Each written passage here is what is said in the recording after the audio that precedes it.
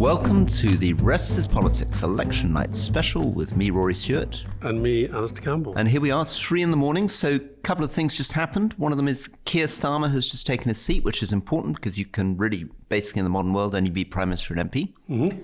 Other great news tonight so far, your nephew has managed to take the seat of Rushcliffe.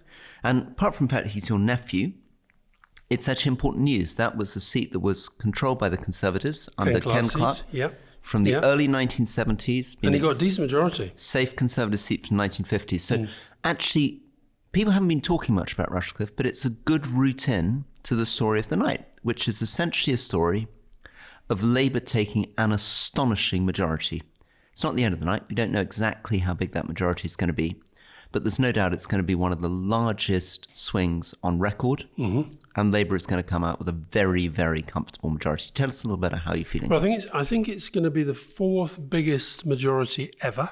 If the exit polls are right. The exit polls are right. We both think the exit polls are wrong. Yeah, here's my prediction. I think actually it may be bigger than your 97 majority. I think the Tories will do worse than in the exit polls. And I think Reform will do worse than in the exit polls. Well, it's gone up. When the exit poll came out, he said majority 170. I think it's already looking like 179. But I think the other, just as we're talking, so now just after 3 o'clock, Grant Shapps has just lost his seat. 179 is what you had in 97. Yeah. So this is, and that win in 97 was kind of record breaking in every dimension, wasn't it? Yeah. So this is extraordinary. But the big difference, one of the big differences, is that when you did it in 1997, you did it with a big share of the popular vote. So 97, you came in with 43.2% of the popular vote. Labour could do it this time, or maybe 35, 36% of the popular vote. I think it's definitely going to be under 40. The other thing people haven't, we both said earlier today that we're fed up talking about opinion polls. But the thing about the polls that has not been getting much attention is actually the fact that Labour support has been not diving, but steadily falling a little bit over the last few weeks. And interestingly, I think that is to do with, although we both agree the Tory campaign's been terrible, they did land their messages on tax and this supermajority thing. Now, as it happens, the supermajority, which is a load of nonsense and I think was about suppressing the vote, it seems to have shifted as many people towards reform as a way of stopping Labour as it has the Tories. And I think one of the stories that's developing tonight is just how many seats that Labour are winning, it is Reform who are going to come second. Yeah, and so let's step back and look at the Reform story. So when the results come tomorrow morning, we'll know for sure that Reform has got remarkably few seats. We don't know how few. Well, they've got one so far. They've got one so far. I think Nigel Farage is pretty nailed on. But it doesn't really matter even if it's 2 or whether it's 12. Well, I think it matters if Farage gets in.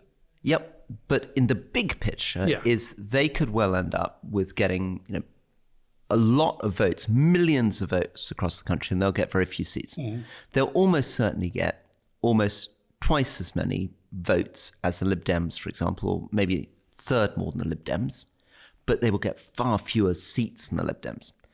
But what we're seeing in a lot of these results so far is Labour coming in, Labour taking the seat, but Labour taking the seat often on not a very high percentage of the vote. They're not getting 60% of the vote. They're getting high 30s, low 40s, and being pushed by Reform.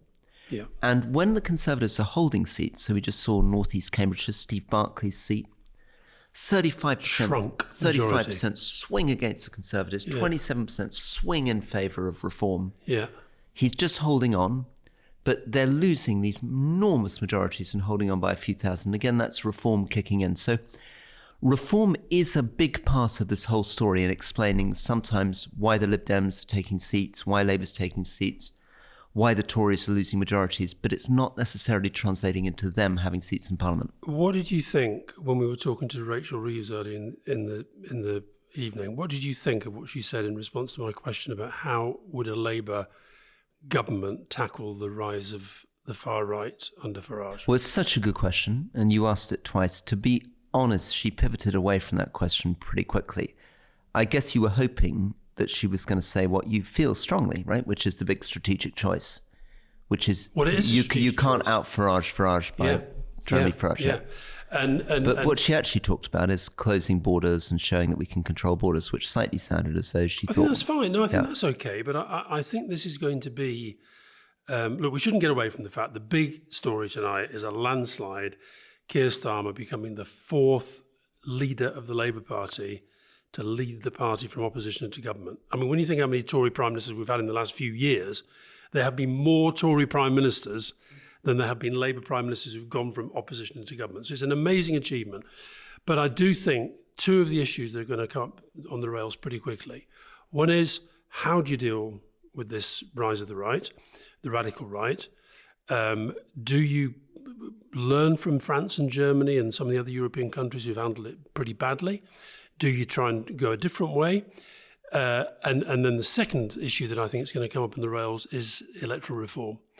Because you're looking at a situation where Labour has this massive majority on possibly less of a share of the vote than Jeremy Corbyn got. Yes, almost against certainly. Theresa May. Almost certainly. Because the smaller parties weren't doing so well. Almost certainly. Corbyn got into the 40s, and this will probably be in the mid-30s. The Lib Dems having a share of the vote that is actually roughly on a par with when they were getting absolutely smashed second time around with Nick Clegg. And Reform having millions of votes, as you say, and 1, 2, 3, 4 seats. Yep. So I think that is a debate that's coming, and it'll be really interesting to see whether your friend Ed Davey, who I thought had made a very nice acceptance speech today, totally in keeping with the positive, lively nature of his campaign, which you so despised. And I loved the way he called out his wife, but he did it in such a genuine way. So did Keir, to be fair. I think you can always tell when a couple really do love each other and when they don't. Yeah. And you can see quite a few in politics who don't. But I think that PR issue is going to come down the track pretty quickly. There was extraordinary imagery that we saw of everybody walking to vote. And when they walked to vote, you saw Keir Starmer walking with his wife, you saw Rishi Sunak walking with his wife. And then you saw, very oddly, Nigel Farage sort of marching in a very sort of awkward way. Looking like he was walking to the golf club. It was very, very peculiar. For dinner. Yeah. With that, why has he started wearing those jackets sort of that just come down to his belt? It's very peculiar. Very, very odd. Yeah. Well, he's had marital difficulties, hasn't he? Right. Yeah. Well, I'm going to want to go into that. We don't want to go. I'm glad to see George Galloway's been knocked out. And Paul Waugh. Paul Waugh came in. Paul Waugh is a very good guy. George Galloway knocked out, having taken £10,000 donation from Andrew Tate's brother. Yeah. A guy who is currently under investigation, unless I'm getting this wrong. I'm probably going to get the podcast in trouble. But anyway, he's dubious. Yeah. And also, by the way, talking about Andrew Tate, I hate talking about Andrew Tate, but as you know, I go into lots of schools, particularly at the moment we haven't decided yet, by the way, how we're going to get our books onto the how we set. promote it's it. going to be quite difficult. So I don't think it's that difficult. I think they're not concentrating. As it gets later in the night, they're going to take their focus off, and you just bring them on. But anyway, I think that one of the other questions we've got to talk about is kind of where you think the Tory Party goes, because some of your friends and some and also some people from the same wing of the Tory Party as you have lost. Yeah. Alex Chalk's gone recently. George Osborne's right-hand man, Rupert Harrison, is lost. Yeah, Gillian Keegan looks like she's lost. Gillian Keegan looks like she's in trouble. Yeah. So if I go back to the people who worked with me on trying to get the customs union through, so a much closer relationship with the EU, so voted for Brexit, but we want a soft Brexit. It was people like Alex Chalk who organised that whole thing. Gillian Keegan and Alex Chalk were cornerstones of my leadership campaign. They've gone on to be cabinet ministers. They represented the centre-left and the Conservative Party. They've lost their seats. We don't know Gillian Keegan's lost her seat yet, do we? We just know that the Liberal Democrats are saying that she's lost her seat. Yeah, exactly. And it will be an amazing victory for them if she has, because she had a very, very big majority. 20,000 plus. So I'm keeping my fingers crossed on that. But it looks like Simon Hart, possibly the chief whip, who again is from my part of the party, is in trouble. So if you look at Rishi Sunak's cabinet, almost all the centre-left of the cabinet looks like they might be about to lose their seat. And the right are pretty safe, because a lot of them are holding kind of Priti Patel holds an Essex seat that's pretty safe. Mark Francois, who was the ERG guy, first to win. Badenoch. So I think, we talk often about whether the Conservative Party will tilt to the right because of the success of reform in percentage terms. But there's another thing, which is that the members of Parliament are very, very influential in choosing who the next leader is. Yeah. And if the members of Parliament are increasingly Brexit voting right-wing people, from that part of it. And we've lost, remember, we'd already lost 21 of the more lefty Conservatives because we went against Boris Johnson. We lost some more before that. Had Heidi Allen and people on the show who left even before we did. Yeah.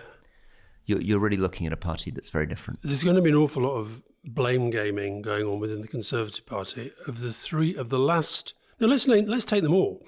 Of the 5 prime ministers of the last 14 years, where do you think the bulk of the Conservative Party will order them in terms of blame for this defeat? I think unfairly, many Conservative Party members will put it on Rishi Sunak. Mm-hmm. What do you think? Oh, I think the problem lies with Boris Johnson and Liz Truss. And I think Alan Johnson made the point very, very fluently when we were talking to him just an hour ago. This great former Labour cabinet minister said, listen, if the problem had been austerity, they would have kicked the Tories out in 2015. If the problem had been, Brexit. Theresa May and stuff, they would have kicked them out in 2017. Or even 2019. You've got to look at the truth. Something's changed between 2019 and today. And it's not my part of the party. It's since it got taken over by the Boris hard Brexit and then irresponsible Liz Truss wing that they've been really punished in the polls. Yeah. So Sunak presumably is going to resign pretty quickly. And of course, people won't want that. They'll be desperate. He will, but they'll be desperate he stays as long as possible to try to stabilise the party, have an orderly leadership transition. I mean, he said in interviews that he will stay as an MP, regardless of whether he wins or loses. Do you think he will? Well, David Cameron, I was talking to Kwasi Kwarteng earlier this evening, said to both me and Kwasi he would always remain as the MP for Witney and it was the greatest honour of his life, and he was off in about 3 weeks. Yeah. Tony Blair always said he'd be off. Right, he always said he'd be off, right. So no, I think Rishi Sunak won't stay around. And why would he, to be honest? I mean, he doesn't look happy in the job. I still believe he triggered the election at the worst possible moment because he had some Freudian desire to get out of the job. What do you think of the turnout's an issue, isn't it? I mean, do you think we'll ever get to a place where we rebuild this sense of sort of the importance of civic engagement, civic involvement? So weird because every single seat so far has had lower turnout. It's so sad, and I because we're recording this at 3 a.m, and although we're doing, I'd say to flatter ourselves, maybe slightly better than Anne Widdecombe is at this time in the morning. One of the things that's a bit unfair to Anne. I'm increasingly, they keep putting makeup on me. I now look a little bit like Joe Biden going into the second hour of the debate. It's terrifying. But one of the things I've been doing is endlessly doing historical research. Yeah. So 1906, which was the last time there was a really dramatic swing against the Tories. The Tories have basically been in since the 1880s. Looked like they'd never be shifted. And then shift to Liberals. Huge opportunity, something that should inspire Keir Starmer, because that was the moment where this amazing radical government came in, brought in the old age pension, reformed the House of Lords, changed all the stuff. But that was achieved on a turnout in those days, like 87, 88% of the vote. Even under Thatcher, you were, at 80%. We're now dropping down sort of 60%. I think one of the reasons that's happening is because this debate in particular, this election in particular, the polls have been the centre of discussion. And all the polls have been saying, I mean, pretty accurately as it turns out, Labour are absolutely walking this election. Yep. But it means that there's been no sense of jeopardy, no sense of risk, no sense of this is exciting. And I think it's just turned people off. And then you have the supermajority strategy and so forth. By the way, we've just heard that Jeremy Corbyn has won quite substantially. So he's back as an independent. One Galloway out, Corbyn in. Yeah, and with Corbyn and Lee Anderson does demonstrate that in some constituencies it's still possible for the personal vote to flip against the party. Yeah. Although I was really interested in that Lee Anderson vote, that you had a guy there who was a Liberal Democrat standing now as an independent. Yeah. Why was he not standing as a Liberal Democrat? He got nearly 7,000 votes. Some extraordinary story going on there. Weird. Yeah, because the Ashfield constituency, just to sort of for the explainer on that, this was a constituency which Gloria Del Piero, who was a Labour MP, took in a very narrow victory against the Lib Dems in 2010, built into a decent Labour majority. And the person who ran her office, her Labour office, was this man, Lee Anderson, who was a kind of Labour activist. He's on a right journey, isn't he? Then Where's he going to end up? Defected to the Conservatives, took the seat for the Conservatives, now defected to Reform, has taken the seat now for Reform. Yeah. And the Lib Dem voters vanished. So that's another interesting thing, because normally the story would be that Reform nicks the votes from the Conservatives or Labour. And in this case, it partly looks as though they've stolen the votes from the Lib Dems, which is the most confusing thing you've ever seen in your life. Listen, we said right at the start of the night that even though the overall picture is pretty clear, Labour landslide, Tories in real trouble, Reform doing reasonably well, SNP in a bit of trouble, that there would be some unusual results. And so I don't think Jeremy Corbyn was totally unexpected, but the majority may be 7,000. Galloway gone, but another independent has beaten Jonathan Ashworth in Leicester. Now, Jonathan Ashworth would have been a member, quite a senior member of the cabinet. I think the situation there is really, really complicated because you've got Israel Gaza, and a lot of people will be angry with Labour about that. You've also got I think you've got quite a lot of India-Pakistan stuff going on there. I don't know whether that's playing out for him as well. So a complicated seat, and clearly he's fallen foul of it all. I wonder as well whether it's one of those situations where the polls were showing he was pretty safe. So actually, because he was one of the key campaigners, maybe not there on the ground too much. Well, famously, that's what went wrong for Chris Patton, wasn't Absolutely. it, in 92? Tory chairman in Bath, yeah. The other one who I think is absolutely certain to have gone is Thangam Debonair. Right. So actually that means that Keir Starmer, if he was planning to put his shadow cabinet into the cabinet, as the cabinet, he's got two gaps to fill already. He's now got to reorganise and rethink. Yeah. Okay, so let's just, as we finish, before we go back into the maelstrom, you must be feeling incredibly happy. I mean, I know you're not expressing that necessarily at 3:30 in the morning, but it is. I mean, if we stop getting into the micro details and see the wood from the trees, this is phenomenal, right? Oh yeah. I mean, we said on the podcast a while back that it's just 3 years since, after the Hartlepool by-election, Keir Starmer came round for a cup of tea at my house and was very, very low, and I wasn't helping very much. Just remind people what happened in Hartlepool. So lost the by-election. Safe Labour seat. A Labour seat was lost to the Tories under Keir Starmer's leadership, with Boris Johnson in charge. Yeah. And that was a moment where people thought, my God, if Labour can't win back Hartlepool from this awful, wretched government. So I think I've said to you before that he made this pitch at the time. He said, I've got to do this in 3 stages.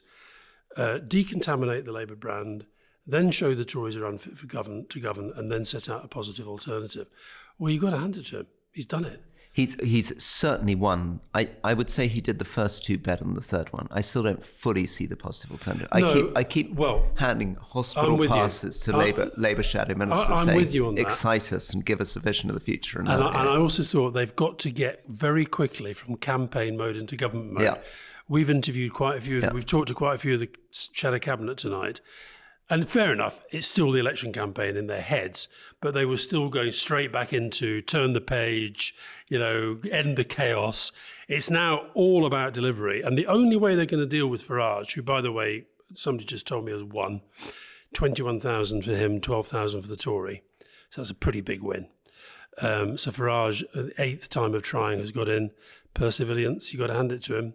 And he will be, whether we like it or not, Farage is a very, very, very effective communicator. I think he'll hate Parliament, though. Well, let's take a break, and we'll be back in 6 hours' time. Thank you very much.